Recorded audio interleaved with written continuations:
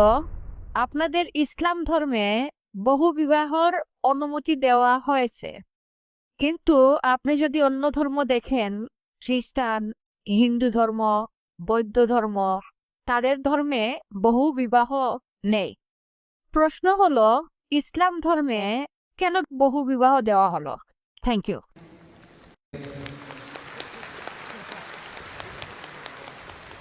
তবে ইসলামই হচ্ছে একমাত্র ধর্ম, আর কোরআনই একমাত্র ধর্মীয় গ্রন্থ এই পৃথিবীর বুকে যেটা বলছে একটা বিয়ে করতে। কোনো ধর্মগ্রন্থ নেই কোরআন ছাড়া। আমি তুলনামূলক ধর্মতত্ত্বের ছাত্র, যেটা বলছে যে একটা বিয়ে করো।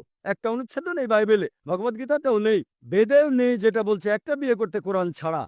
যদি আপনারা হিন্দু ধর্মগ্রন্থ রামায়ণ পড়েন, শ্রীকৃষ্ণ মহাভারতের মতে তার কতজন স্ত্রী ছিল?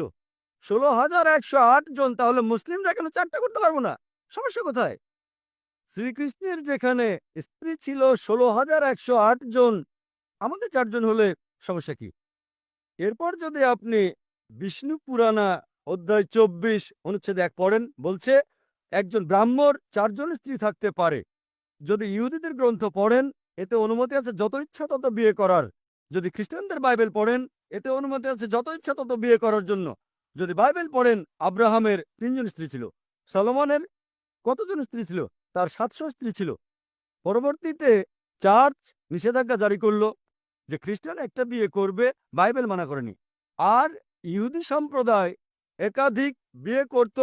এটা ছিল 1950 সালে, যখন চিফ রাবি সাইনড পাস করে যে ইহুদিরা একটা বিয়ে করবে। সুতরাং নিষেধ করেছে রাবি, ইহুদি গ্রন্থ না। আর হিন্দু ধর্মগ্রন্থ মতে যত ইচ্ছা বিয়ে করতে পারেন। এবার দেখি কোরআন কি বলে। কোরআন বলছে সূরা নিসা অধ্যায় 4 আয়াত 3, তোমাদের পছন্দের মেয়েকে বিয়ে করো 2, 3 বা 4, কিন্তু যদি ন্যায় বিচার করতে না পারো তাহলে একটা। এই কথাটা যে একটা বিয়ে করো কেবল কোরআনে আছে, আর কোনো ধর্মগ্রন্থে নেই। বলা হয়েছে পছন্দের মেয়েকে বিয়ে করতে 2, 3 বা 4, কিন্তু ন্যায় বিচার করতে না পারলে একটা বিয়ে করো। আর কেউ যদি একের অধিক বিয়ে করতে চায়, কোরআনের দেওয়া একটা শর্ত হলো ন্যায় বিচার করা। যদি সমান আচরণ করতে না পারো, একটা বিয়ে করতে হবে।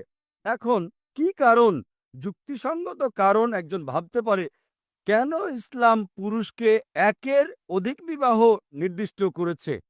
অনেক অমুসলিম মনে করে এটা ফরজ, বাধ্যতামূলক। এটা বাধ্যতামূলক নয়, অতিরিক্ত। এটা ফরজ না। আশা করি উত্তরটা পেয়েছেন।